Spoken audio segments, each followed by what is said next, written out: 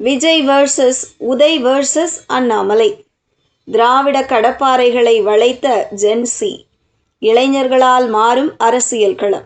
தமிழக அரசியலில் கடந்த பல தசாப்தங்களாக ஆதிக்கம் செலுத்தி வந்த திமுக, அதிமுக என்ற இருதுருவ அரசியல் தற்போது புதிய போட்டியை நோக்கி நகர்ந்து வருவதாக அரசியல் பார்வையாளர்கள் கருதுகின்றனர். நடிகர் விஜயின் தமிழக வெற்றிக் கழகத்தின் வெற்றியும், பாஜகவில் இருந்து விலகிய அண்ணாமலையின் புதிய அரசியல் பயணமும் தமிழக அரசியல் களத்தை முற்றிலும் மாற்றும் சக்தியாக மாறுமா என்ற கேள்வி எழுந்துள்ளது. 2026 சட்டப்பேரவை தேர்தல் தமிழக அரசியலில் மிகப்பெரிய திருப்பு முனையாக அமைந்தது. முதல் முறையாக தேர்தலை சந்தித்த தமிழக வெற்றிக் கழகம் 108 தொகுதிகளில் வெற்றி பெற்று தனிப்பெரும் கட்சியாக உருவெடுத்தது. அது மட்டுமல்லாமல் சுமார் 35% நெருக்கமான வாக்குகளை பெற்று அரசியல் விமர்சகர்களையே ஆச்சரியப்படுத்தியது. 1967 முதல் தமிழக அரசியல் பெரும்பாலும் திமுக மற்றும் அதிமுக என்ற 2 கட்சிகளை மையமாக கொண்டு இயங்கி வந்தது. ஆனால் தற்போது அந்த நிலைமை மாறி வருவதாக அரசியல் நோக்கர்கள் கூறுகின்றனர். தேர்தலில் திமுக கூட்டணி 73 இடங்களை மட்டுமே கைப்பற்றிய நிலையில் அதிமுக கூட்டணி மேலும் பின்தங்கி 3வது இடத்திற்கு தள்ளப்பட்டது. குறிப்பாக அதிமுக சந்தித்த தோல்வி அக்கட்சிக்குள் அதிருப்தியை உருவாக்கியது. தேர்தலுக்கு பின்னர் அதிமுகவில் உட்கட்சி மோதல்கள் வெளிப்படையாக தொடங்கின. சில எம்எல்ஏக்கள் மற்றும் முன்னாள் அமைச்சர்கள் தாவேக்காவில் இணைந்தது அதிமுக தலைமையை சிரமத்தில் ஆழ்த்தியுள்ளது. தொடர்ந்து முக்கிய நிர்வாகிகள் வெளியேறுவது அக்கட்சியின் எதிர்காலம் குறித்து கேள்விகளை எழுப்பியுள்ளது. அதேபோல் திமுகவும் தோல்விக்கு பிறகு கூட்டணி கட்சிகளை இழந்துள்ளது. தேர்தலுக்கு முன்பு திமுக கூட்டணியில் இருந்த காங்கிரஸ் உள்ளிட்ட கட்சிகள் தற்போது தாவேக்க அரசுக்கு ஆதரவு அளித்து வருகின்றன. இதனால் திமுக அரசியல் ரீதியாக தனிமைப்படும் சூழல் உருவாகியுள்ளதாக கூறப்படுகிறது.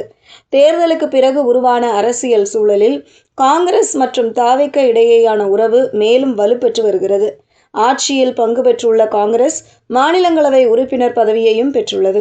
இதன் மூலம் தேசிய அளவில் காங்கிரசுக்கும் தமிழகத்தில் தாவேக்காவுக்கும் பரஸ்பர அரசியல் பலன் கிடைக்கும் சூழல் உருவாகியுள்ளதாக அரசியல் வட்டாரங்கள் கருதுகின்றன.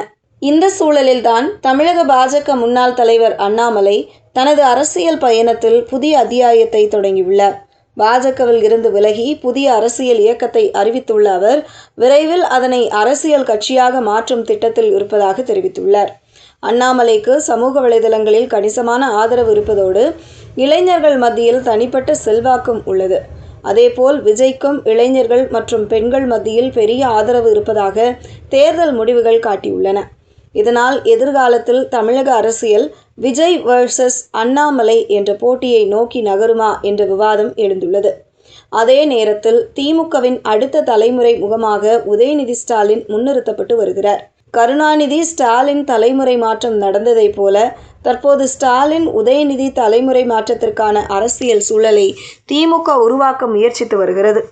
ஆனால் விஜயின் எழுச்சியும் தற்போது அண்ணாமலையின் புதிய அரசியல் முயற்சியும் அந்த திட்டத்திற்கு புதிய சவாலாக மாறக்கூடும் என்று அரசியல் விமர்சகர்கள் கூறுகின்றனர்.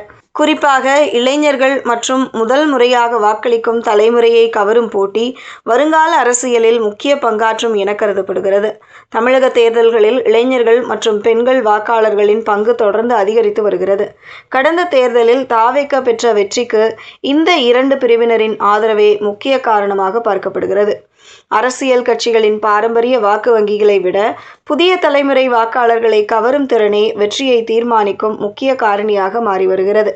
இதை விஜய் வெற்றிகரமாக பயன்படுத்தியதாக அரசியல் ஆய்வாளர்கள் மதிப்பிடுகின்றனர்.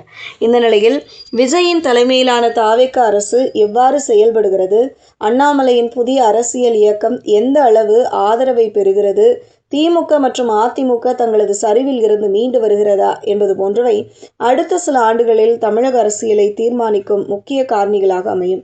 ஒரு காலத்தில் திமுக வெர்சஸ் காங்கிரஸ், பின்னர் திமுக வெர்சஸ் அதிமுக என்று நகர்ந்த தமிழக அரசியல் இனி விஜய் வெர்சஸ் யார் என்ற புதிய கேள்வியை மையமாக கொண்டு நகரத் தொடங்கி இருப்பதாக அரசியல் வட்டாரங்களில் பேசப்பட்டு வருகிறது.